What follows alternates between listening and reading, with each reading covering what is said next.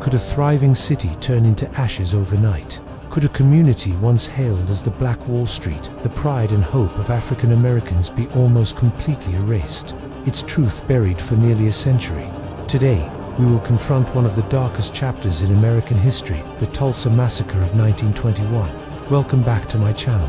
Today, we are going to talk about the Tulsa Massacre of 1921. This was a horrific event in US history. Now, if you don't know anything about it, I don't blame you, because most people don't learn about this in school. This was one of the worst incidents of racial violence in American history.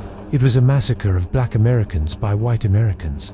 It happened in Tulsa, Oklahoma, also known as the oil capital of the world, a nickname that is still used today. This event left hundreds dead, thousands homeless, and an entire community wiped off the face of the earth. This story begins in the early 1900s. Back then, there were many small towns in Oklahoma which had been established by freed slaves.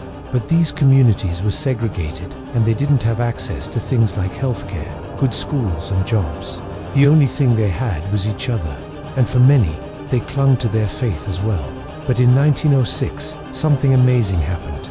An oil boom attracted tens of thousands of new residents to Tulsa, which at the time was just a small town. And so all of these new businesses needed workers. Well, word got out to the neighboring communities that jobs were available, and they jumped on the opportunity to leave their impoverished towns and move to Tulsa. By 1910, there were over 10,000 African Americans living in Tulsa, but not everyone was happy about this. White citizens started to feel threatened by the growing population of Black people in Tulsa. They were afraid that the city would become majority Black and that they would lose their power. And so they began to target Black people living in Tulsa. They harassed them, intimidated them, and beat them up.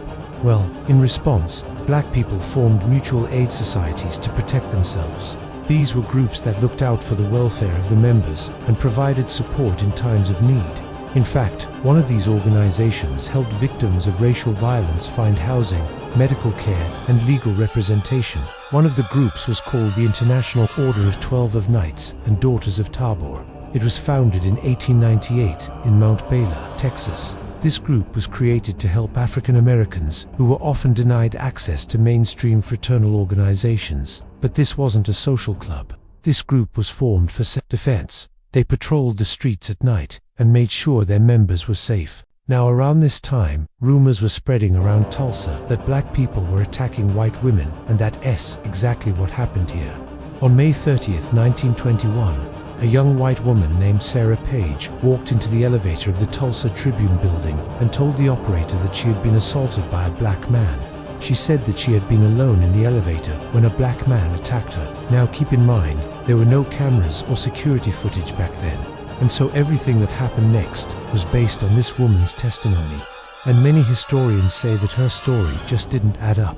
The very next day, the Tulsa Tribune published the story on the front page, and they included the name of the alleged attacker, Dick Rowland.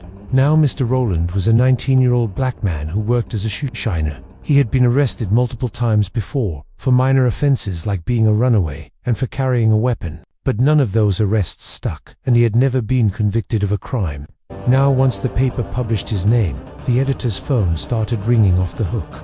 White mobs were calling in demanding justice for Sarah Page, and they wanted Dick Rowland brought to justice. Later that day, a group of armed men showed up to the courthouse to take Rowland into their own hands. But the sheriff refused to release him, so they did something crazy.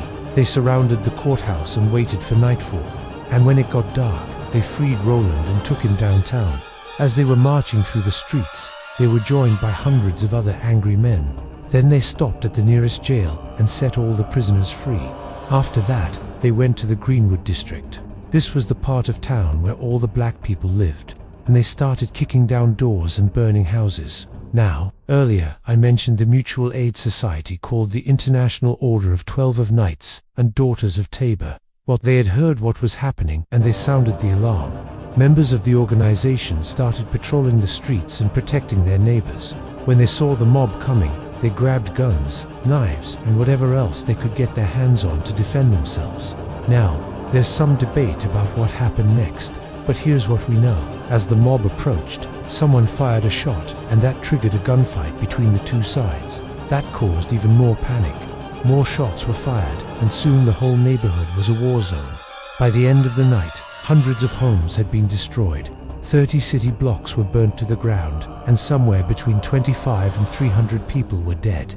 Now, after the smoke cleared, white authorities showed up to restore order. They arrested anyone who was still carrying a weapon and sent the rest of the residents to internment camps. They also tried to prevent anyone from returning to the neighborhood. Survivors weren't even allowed to collect their belongings from their destroyed homes. Instead, white authorities used bulldozers to clear away the rubble, so the land could be used for new development projects. And that's how the Greenwood district became known as Black Wall Street. It was once a thriving community of Black Americans, but after the massacre, it took decades for the neighborhood to rebuild. Now, as you can imagine, this tragic event caused tensions to rise between Black and white Americans. And to this day, we are still dealing with the aftermath of this event. Even though the Greenwood district was able to rebuild itself after the massacre, the economic prosperity didn't last long. During the Great Depression, Black Wall Street suffered greatly. Businesses were destroyed and people lost their homes, but they were able to rebuild again, only to be devastated once again. During the race riots of the 1960s, it was until the 1990s that the survivors of the Tulsa Race Massacre started receiving reparations from the state. However, it wasn't enough to make up for the horrible trauma they experienced. To this day, the descendants of the massacre victims are still fighting for recognition and compensation, and they want the world to know that this event wasn't just a tragic mistake. It was an intentional act of racial violence designed to wipe out a thriving community. The Tulsa Massacre is not just a story of death. It is a story of silence. A community burned, then forgotten. Yet memory, no matter how deeply buried, always resurfaces. The question is, do we have the courage to face that darkness and to ensure it is never repeated? If you think this is a story that should be taught in schools, let me know in the comments section below. What do you think? Do you think that this story should be taught in history classes? Also, let me know if you learned anything new today. As always, I look forward to reading your comments. I would also like to take a moment to say thank you to all of our supporters for making these videos possible. If you would like to see your name on the screen and contribute to the production of these videos, please consider supporting us. That's all for now, but remember, you can watch us every day on our channel. Thanks for watching.